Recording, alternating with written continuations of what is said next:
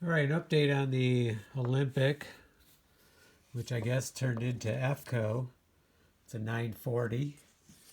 And so I put this, what I'm calling a heat shield, but really it's more for looks than anything else.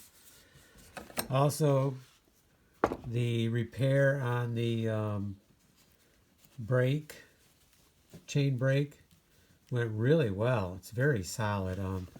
I wouldn't beat on it or anything, but it feels very solid and looks fine. The then I moved on to the bottom, removed the spring down here. So that was tricky. That was not as easy as what it might seem to be. So you pull this bolt out here, then you have to unscrew this rubber part right here. So you have to hold on this spring, really clamp on it with some good pliers. And then after you get that out, then you can reach in there with a screwdriver, not too big of one, a flat one, and screw that out. Now I think there might be a special connector in there, but the flat one does work. Then I was able to pull the spring, place it in the vise over here, and try to keep it straight as I clamped it down.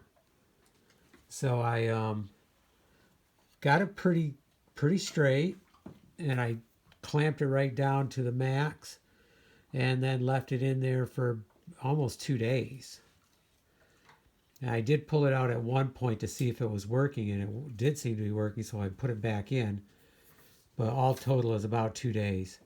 Meanwhile, I did this. This is 2 layers of aluminum here with a bunch of self-tapping screws. And then I was left with, so then I got the spring back on.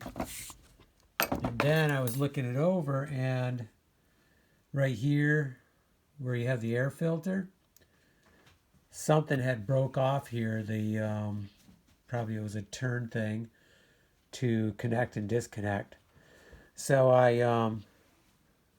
didn't know what to do there, and the only thing I could think of was there was a little post that came out a little bit, not very big, but big enough I could drill it and then put a screw in there so I can basically take a small screw Phillips, unscrew this when I need to remove it and clean the air filter.